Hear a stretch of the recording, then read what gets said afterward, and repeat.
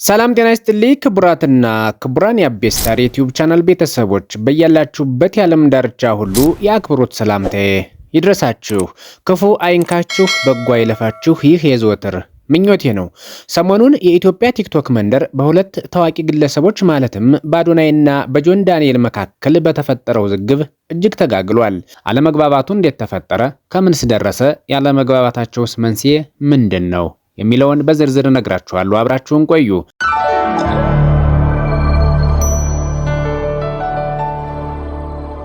አዶናይ የበጎ አድራጎት ስራ ላይ ዴይሊ ብሎግ ኮንተንት ላይ ሲያዘወትር፣ ጆን ዳንኤል ደግሞ ላይቭ ስትሪሚንግ ላይ ነው የሚውለው። ስለዚህ ምንም የሚያገናኛቸው ነገር አልነበረም ማለት ይቻላል። በዚህ ሁኔታ ባለመደራረስ ላይ እያሉ ታዲያ አይሾ ስፒድ ለአፍሪካ ቱር ኢትዮጵያ ሲመጣ በአንድ አጋጣሚ ተገናኙ። የተገናኙበት ቦታ ደግሞ የስፖርተኛው ቶማስ መድረክ ላይ ነበረ። እዛ የነበሩ ሰዎች እነዚህን ሁለት ቲክቶከሮች ለማቀራረብ ሲጥሩም ተስተውለዋል። ሰላም እንዲባባሉ ገፋፏቸውና ሰላምታን ተለዋውጠው ነበር። በወቅቱ በሰላምታ ልውውጣቸው መሃል ግን አዶናይ ለጆን ዳንኤል ቀዝቀዝ ያለ ሰላምታ ነበር የሰጠው። ምክንያቱ ደግሞ ምናልባት የአዶናይ ፍቅረኛ ጃኒ ከጆን ዳንኤል ጋር ግጭት ስላላቸው አዶናይ ጃኒን ከማክበር አንጻር ይመስለኛል በወቅቱ ለጆን ዳንኤል ቀዝቃዛ ሰላምታ ለመስጠት የተገደደው። ታዲያ በዚህ ሁኔታ ጆን ዳንኤል ቅር የተሰኘ ይመስላል። ጆን ዳንኤል ይዛለት የአይሾ ስፒድ ጋር ፎቶ ለመነሳት ሲጋፋ ጋርዶቹ አስቀንጥረው ሲጥሉት የዋሉበት ቀን ነበር። ከአዶናይ ቀዝቃዛ ሰላምታ ጋር ተደማምሮ ተከፍቶ የዋለበትም ቀን ነው። ያ ቀን ለአዶናይ በተቃራኒው መልካም የሚባል ቀን ነበር። የአይሾ ኢትዮጵያን ሲያግዝ የነበረበት ሁኔታ በብዙዎች ዘንድ አድናቆትን ያገኘበት ቀን ነው። ታዲያ ከዛ በኋላ በዚህ ቂም የያዘው ጆን ዳንኤል አዶናይን ለሚሰድቡ አንዳንድ ጋጠወጦች የቲክቶክ ጊፍት ይሰጣል እየተባለም ሲጠረጠር ነበር። ዛሬ ከልቤ አንድ ነገር መናገርና ግልጽ ማድረግ እፈልጋለሁ።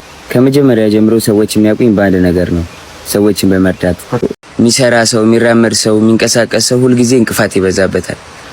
ጆን ዳንኤል የቴሌግራም ግሩፕ ከፍቶ የሰዎችን አካውንት ለማዘጋት እየሰራ ነው ብለው ምንም አይነት ማስረጃ የሌለው ከእውነት የራቀ ወሬ። አንድ የሆነ ግሩፕ አለ የአዶናይን አካውንት ለማበላሸት የሚሯሯጡ ሰዎች ወይም ክፎች የከፈቱት ግሩፕ ይባላል። የዚህ ግሩፕ አድሚንም ጆን ዳንኤል ነው እየተባለም ይጠረጠራል።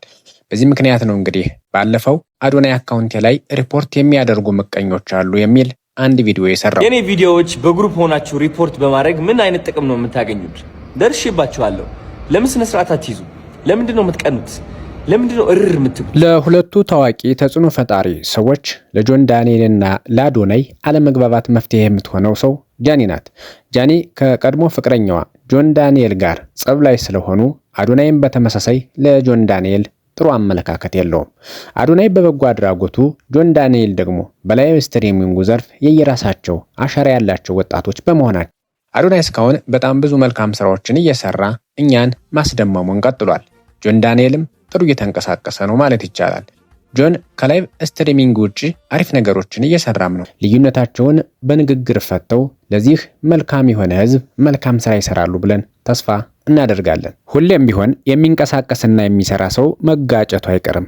መጋጨት ተፈጥሯዊ ጉዳይ ነውና ግጭትን በንግግር ፈቶ ለመልካም ስራ መነሳት ከነሱ ከመልካም ሰዎች የሚጠበቅ ተግባር ነው። በመሆኑም ይሄ ሰንካላ ምክንያት ወደ ኋላ እንዳይጎትታችሁ ችግራችሁን ተነጋግራችሁ ፍቱ፣ ለመልካም ስራ ትጉ ማለት እንወዳለን። ስለምትከታተሉን ከልብ እናመሰግናለን። ሰላም ለዓለማችን፣ ሰላም ለሰው ልጅ ሁሉ ይሁን። የዛሬውን በዚሁ እናበቃለን።